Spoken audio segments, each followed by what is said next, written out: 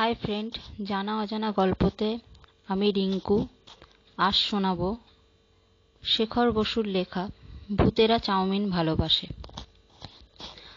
ভাল্লুকদের মধ্যে একটা নিয়ম আছে, বাচ্চা ভাল্লুক একটু বড় হলেই নাকি বাবা ভাল্লুক মা ভাল্লুক তাকে বাড়িতে ফেলে রেখে অন্য জায়গায় পালিয়ে যায় কয়েকদিনের জন্য।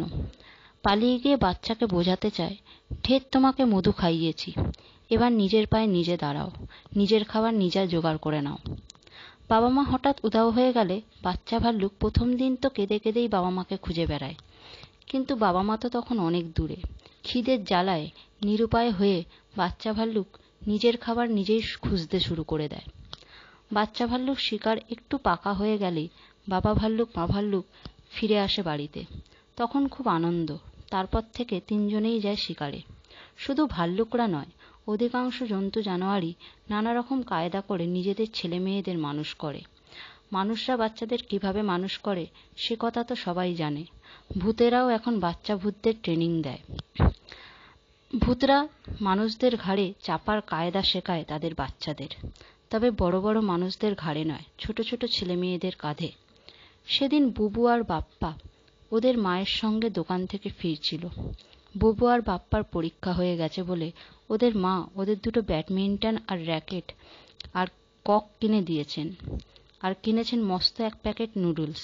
বাড়ি ফিরে ওদের চাউমিন করে দেবেন।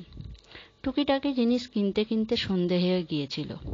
বাড়ি ফেরার পথে যেই না ওরা তেকন মাঠের ঝাঁকড়া গাছটার নিচে এসেছে, অমনি রাস্তার সব আলো নিভে গেল একসঙ্গে। ওই ঝাঁকড়া গাছে থাকতো এক ভূত আর এক পেতনি, আর থাকতো তাদের আদরের বাচ্চা ভূত। বাচ্চা ভূত নার্সারি ক্লাসের ছাত্র। আলো নিভে গেলে ভূত পেতনি বাচ্চা ভূতকে বলল, শিগগিরই গিয়ে ওই বাচ্চা দুটোর ঘাড়ে চেপে বস, তোর তো পরীক্ষা এসে গেল সামনে, একদম তো হোমওয়ার্ক করিস না, যা যা শিগগিরই যা। বাচ্চা ভূতটা খুব লাজুক আর ভীতু, প্রথমে কিছুতেই যাবে না। শেষে অনেক বকুনি খেয়ে গেল। মাঠে রাস্তায় আবছা চাঁদের আলো পড়েছিল, সেই আলোয় বুবু র্যাকেট ওপরের ককটাকে নাচাতে নাচাতে হাঁটছিল। নতুন র্যাকেটের স্টিংয়ের আওয়াজ উঠেছিল টং টং টং। ভূত পেতনি বাচ্চা ভূতকে শিখিয়ে দিয়েছিল কিভাবে ঘাড়ের ওপর লাফিয়ে উঠতে হবে, কিন্তু বাচ্চা ভূত বুবুর পেছনে দাঁড়িয়ে কক নাচানো দেখে আসল কথাটাই ভুলে গেল। বাচ্চা ভূতের ব্যাডমিন্টন খেলার খুব শখ। কদিন ওর মাকে বলছে, মা আমাকে র্যাকেট কিনে দাও, কক কিনে দাও। কিন্তু পেতনি ওর কথায় পাত্তাই দেয় না, বলে, ধুৎ, ব্যাডমিন্টন তো মানুষ খেলে, ভূতেদের খেলতে নেই।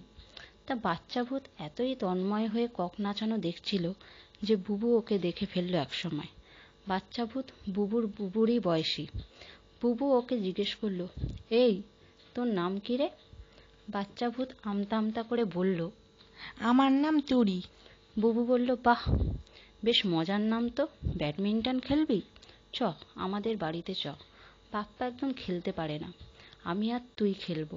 খেলা হয়ে গেলে চাউমিন খাবি, মা এখন চাউমিন বানাবে। তুড়ি ঘাড়ে চাপার কথা একেবারে ভুলে গিয়ে বুবুর সঙ্গে চলে গেল বুবুদের বাড়ি। ওর বাবা মা পেছন থেকে ফিসফিস করে কতবার বলল, তুড়ি চলে আয়, মানুষের বাড়ি খবরদার যাসনি। কিন্তু তুড়ি বাবা মায়ের কথা শুনল না। বুবুদের বাড়িতে তুড়ি মনের সুখে অনেকক্ষণ ধরে ব্যাডমিন্টন খেললো। তারপর খেলো চাউমিন। চাউমিন তুড়ি আগে কখনো খায়নি, এই প্রথম খেলো। আহ, কি দারুণ খেতে! মুচমুচে নুডলস, তার মধ্যে চিংড়ি, সবুজ বিন, গোলাপি গাজর আর লাল টুকটুকে টমেটো সস। এত চমৎকার চাউমিন খাওয়ার পরে গাছে ফিরে এসে তুড়ি বাবা মায়ের কাছে দারুণ বকুনি খেলো। প্রথমে বকুনি, তারপর চটচাপ্পড়, শেষে কানমোলা। মাদর ভূত কোথাকার, তোকে বলা হলো ওই বাচ্চা দুটোর ঘাড়ে চাপ, তা না, তুই ওদের সঙ্গে সঙ্গে ওদের বাড়ি গেলি, এতক্ষণ ধরে মানুষের খেলা খেললি, চ্যাংমিন না কি সব আজে বাজে জিনিস খেয়ে তার আবার প্রশংসা হচ্ছে এখন। বকুনি আর মারধর খেয়ে তুড়ি ঠোঁট ফুলিয়ে বসে থাকলো অনেকক্ষণ। ভূতদের স্কুল শুরু হয় মাঝরাত্রিরে। তুড়ি বলল, স্কুলে যাব না। যাবে না তো যাবেই না, কেউ ওকে স্কুল নিয়ে যেতে পারল না। ভূতেরা দুপুরের খাবার খায় শেষ রাত্রিরে। তুড়ির মা আর বাবা দুটো ঘোড়ার ঠ্যাং নিয়ে এসেছিল। ঘোড়ার ঠ্যাং ভূতেদের খুব প্রিয় খাবার। তুড়ি বলল, খাবো না। এতদিন ধরে বাচ্চা ভূতকে শাসন করে পেতনির মন খুব নরম হয়ে গিয়েছিল। ও তুড়িকে জড়িয়ে ধরে আদর করে বলল, কি সুন্দর ঘোড়ার ফা, কত কষ্ট করে তোর বাবা জোগাড় করে এনেছে, খাবি না কেন? তুড়ি কাঁদতে কাঁদতে বলল, না, আমি কাঁচা মাংস আমি খাবো না। তুড়ির মা আধার চিপ কেটে বলল, কি অলক্ষণে কথা, ভূতেরা তো কাঁচা মাংসই খায়। তুড়ি এবার ভ্যাঁ করে কেঁদে বলল, না, আমি চাউমিন খাবো। খাবে তো খাবেই। ওর মা কত করে ওকে বোঝালো, ওসব আমাদের খেতে নেই, তাছাড়া চ্যাংমিন কি এমন খাবার, আমি কাল রাত্রিরে তোর জন্যে কাকের মাথা বকের মাথা নিয়ে আসবো। গলায় যত জোর আছে সব জোর একসঙ্গে করে তুড়ি চেঁচিয়ে উঠে বলল, না, আমি চাউমিন খাবো। তারপর সে কি কান্না! কান্না শুনে তুড়ির বাবা ভীষণ চটে গেল। সারা রাত্রিরে খাটাখাটনির পর দিনের বেলায় যে একটু বিশ্রাম নেব, এ কাছে সে উপায় নেই, ধুর তরি। এই না বলে তুড়ির বাবা গাছ থেকে লাফিয়ে পড়ে শূন্যে মিশে গেল। তুড়ির বাবা বেচারার কি দোষ, ভূতেদের অফিস টফিস হয় রাত্রিরে, দিনের বেলায় ঘুম, শান্তিতে ঘুমোতে না পারলে কান্না রাগ হয়। তুড়ির কান্না আর থামে না। শেষে ছেলের বায়না সামলাবার জন্য তুড়ির মা মানুষের বেশে তুড়ির হাত ধরে বুবু বাপ্পাদের বাড়ি গিয়ে হাজির। তুড়িকে দেখে বুবু বাপ্পা হৈ হৈ করে উঠল। তুড়ির মা এ কথা সে কথা বলে পরে বুবু বাপুর মাকে বলল, সেদিন দিদি আপনি তুড়িকে কি খাবার রেঁধে খাইয়েছিলেন, বাড়ি গিয়ে সে কি প্রশংসা, তারপর থেকে বায়না আমাকে ওই খাবার বানিয়ে দাও।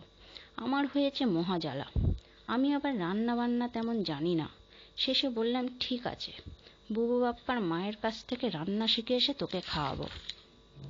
শুনে বুবু বাপ্পার মা বেশ লজ্জা পেয়ে বলল, না না, এ কি বলছেন, আমিও তেমন রান্না বান্না জানি না, ওরা ধরেছিল তাই একটু চাউমিন বানিয়েছিলাম। তুড়ির মা আরও কিছুক্ষণ গল্প করার পরে কি করে চাউমিন বানায় শিখে গেছে। তারপর দরকারি জিনিসপত্র জোগাড় করে মাঝরাতে বানালো চাউমিন। সেই চাউমিন খেয়ে হইচই পড়ে গেল ভূতেদের পাড়ায়। মানুষরা এত ভালো খাবার বানায় আর আমরা এত কষ্ট করে কাঁচা মাংস চিবোই। পরদিন তুড়ির মা আবার গেল বুবু বাপ্পাদের বাড়িতে। বুবু বাপ্পার মা আস্ত একটা রান্নার বই উপহার দিয়ে দিলেন তুড়ির মাকে। সেই থেকে ভূতেদের মধ্যে মানুষের খাবারের খুব চল, বিশেষ করে চাউমিনের। ভূতেরা এখন আর ভূতেদের খাবার খায় না। কথাটা অনেক আগেই আমার কানে এসেছিল, কিন্তু আমি বিশ্বাস করিনি। কেউ গম্ভীর মুখে ওসব বললে আমি হেসে উড়িয়ে দিতাম। তবে পরশু রাতে নিজের কানে যা শুনলাম তা অবিশ্বাস করা অসম্ভব। পরশু সন্ধেবেলায় এক পশলা বৃষ্টি হওয়ার পরে শীত নেমেছিল চেপে। আকাশে ঝমঝমে লাল মেঘ, আর মানে আরও বৃষ্টি হবে। বাড়ি ফেরার জন্য আমি শর্টকাট রাস্তা ধরেছিলাম। ওই রাস্তাটায় আলো ছিল না, আর বাঁকের মুখে ছিল ঝুপসি এক আম গাছ। ওই গাছের নিতে যেতেই গা ছমছম করে উঠল আমার। পরিষ্কার শুনতে পেলাম এক পেতনি আর এক পেতনিকে পন্স ইন বাটার শেখাচ্ছে। বলছে, চিংড়ি মাছ নিবি 500 গ্রাম, সঙ্গে ডিম 4টে, ময়দা 250 গ্রাম, বেকিং পাউডার 4 চামচের 8 চামচ, নুন আন্দাজ মতো, ভাজার জন্য বাদাম তেল, ময়দার ডিম ও জল মিশিয়ে ফেটিয়ে নিতে হবে। চিংড়ির খোলা ও মাথা বাদ দিয়ে নুন মাখিয়ে রাখতে হবে। তারপর গলায় ডুবিয়ে ছাঁকা তেলে ভাজতে হবে। তারপর পরিবেশন করো গরম গরম, সঙ্গে একটু টমেটো সস দিলে পারলে দারুণ হয়। পেতনির গলা শুনে আমার তো গা ছমছম করে উঠেছিল সত্যি, কিন্তু রান্নাটা শেখার লোভও ছাড়তে পারলাম না। পায়ে পায়ে হাঁটতে হাঁটতে রান্নাটা শিখে নিলাম।